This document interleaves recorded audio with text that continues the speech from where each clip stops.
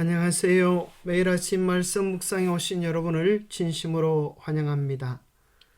11월 1일 수요일 사명을 피하는 변명, 불편한 대면 요나서 4장의 말씀을 묵상합니다. 생각할 문제, 요나의 문제는 무엇이었나? 요나는 어떤 불편한 상황과 대면하였는가? 오늘 우리에게 주는 교훈은 무엇인가? 요나는 느느웨 성을 돌면서 40일 후에 이 성이 망하니라 그렇게 재난을 선포했습니다. 그러나 이 성은 하나님의 자비하심으로 인하여 용서되어졌습니다. 요나의 기별의 경고의 영향으로 한 도성이 멸망하지 않고 살아나게 된 것입니다. 그렇다고 하면 참으로 요나는 복음 증거에 충분한 결과를 거두었고 그는 수많은 영혼을 멸망에서 건진 기쁨으로 충만했어야 했습니다. 그런데 요나서 4장에서 우리는 전혀 뜻밖의 상황을 당면하게 되는데 그것은 요나가 매우 싫어하고 성을 내면서 하나님께 불평하는 내용이 기록이 되어 있습니다. 요나는 왜 이러한 처지 지경에 이르게 되었을까요? 그것은 그의 생각의 중심이 멸망하고 죽어가는 영혼들의 가련함에 있지 아니하고 자기의 체면, 자기의 말이 제대로 먹혀 들어갔느냐 그렇지 않느냐, 하나님께서 경고하라고 하신 그 기별을 자기는 최선을 다하여 전했는데 참으로 하나님께서는 그 기별을 글자 그대로 이루어 주시느냐 그렇지 않느냐, 이것이 그의 중요한 생각의 중심이었습니다. 자기를 벗어버리지 못한 선지자의 가련한 모습을 우리는 발견하게 되는 것입니다. 정작 구원받고 새롭게 변화되어야 하는 것은 선지자임을 우리에게 부각시켜 주는 것 같기도 합니다. 좁고 옹졸한 생각 속에 사로잡혀 있는 자신이 얼마나 말빨이 섰느냐, 혹은 자신이 얼마나 안락한 처지에 있느냐, 거기에 대하여만 관심을 가지는 요나의 가련한 모습, 이기심에 똘똘 뭉쳐있는 요나의 모습을 발견하게 됩니다. 오늘 우리는 이 본문의 말씀을 대하면서 우리의 형편은 그렇지 않은가? 정말 영혼들이 죽고 사는 그 문제보다 우리는 우리의 육신적 안일, 우리의 체면, 우리의 명예에 대해서만 관심이 있지 않는가 생각해 보게 됩니다. 요나가 매우 싫어하고 성내며 여호와께 기도하여 이르되 여호와여, 내가 고국에 있을 때에 일하겠다고 말씀하지 아니하였나이까? 그러므로 내가 빨리 다시스로 도망하여 싸우니 주께서는 은혜로우시며 자비로우시며 노하기를 더디하시며 이내가 크시사 뜻을 돌이켜 재앙을 내리지 아니하시는 하나님이신 줄을 내가 알았음이니이다. 여호와여, 원하건대 이제 내 생명을 거두어 가소서. 사는 것보다 죽는 것이 내게 나음이니이다. 여호와께서 이르시되 네가 성내는 것이 옳으냐? 참으로 요나는 빈정거리면서 말을 하는 것 같습니다. 하나님께서 은혜로우시고 자비로우시고 노하기를 더디하시며 인하게 크시사 뜻을 돌이켜 재앙을 내리지 아니하시는 신인 줄 알았기 때문에 내가 도망갔다고 자신의 처지와 형편에 대하여 오히려 합리화하고 있습니다. 그때 하나님께서는 그러한 요나에 대하여 내가 성내는 것이 옳으냐 그렇게 말씀하고 계십니다. 사람들의 구원보다 자신의 체면을 중시하는 우리는 밴댕이 쏙 같은 선자의 모습을 발견하게 됩니다.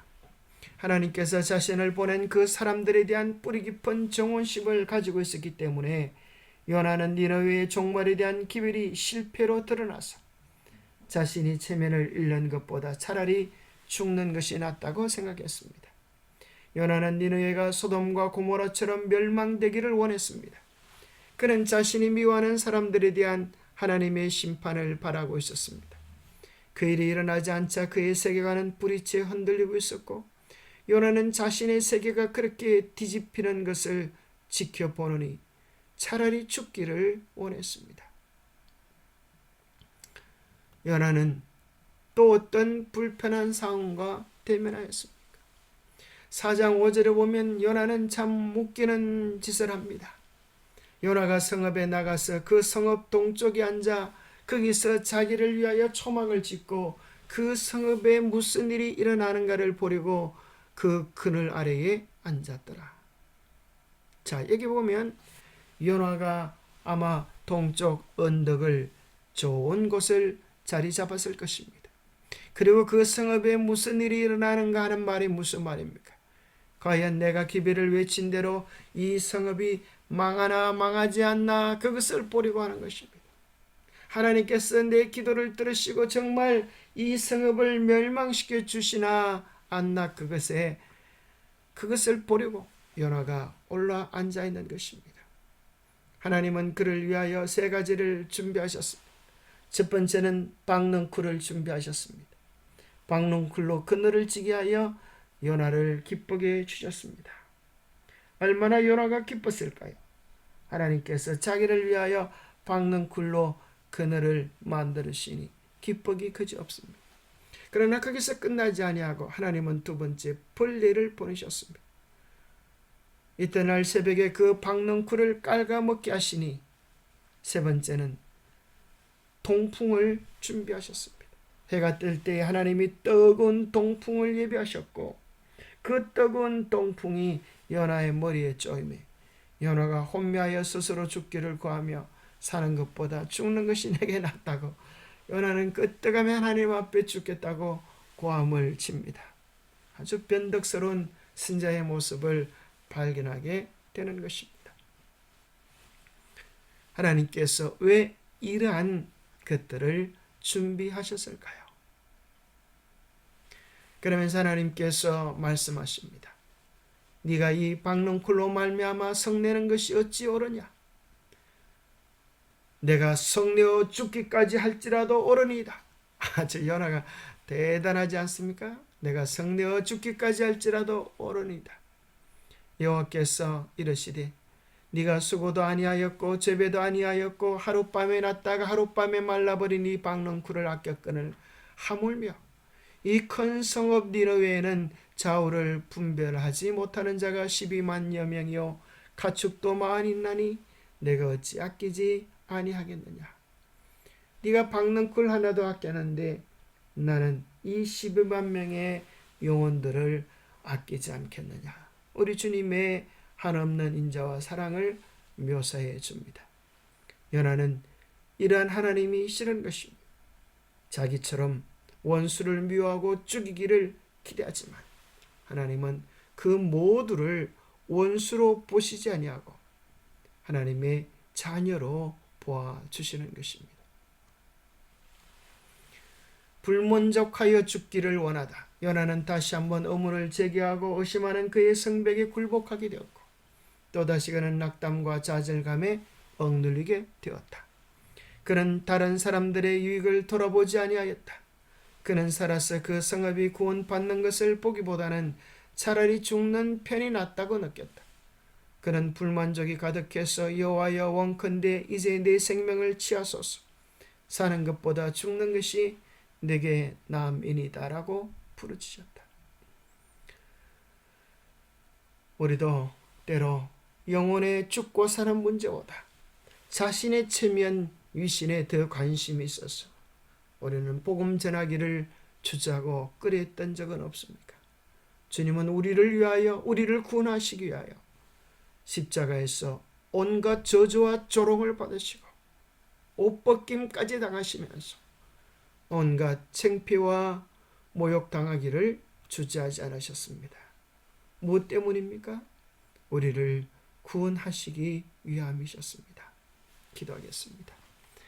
하나님 아버지, 우리로 하여금 오래 참으시고 사랑하시는 하나님의 성품과 사랑을 배워가게 도와주시옵소서.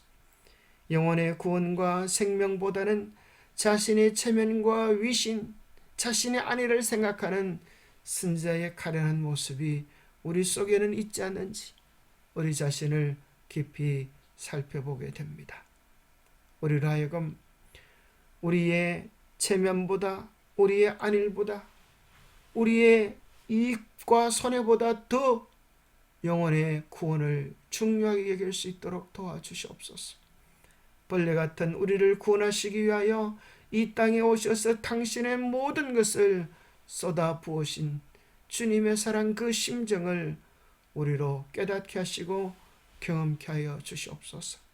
그리하여 우리도 주님의 심정으로, 주님의 마음으로 영혼들을 대할 수 있도록 축복하여 주시옵기를 우리 주 예수 그리스도로 머지하여 간절히 간구하옵나이다.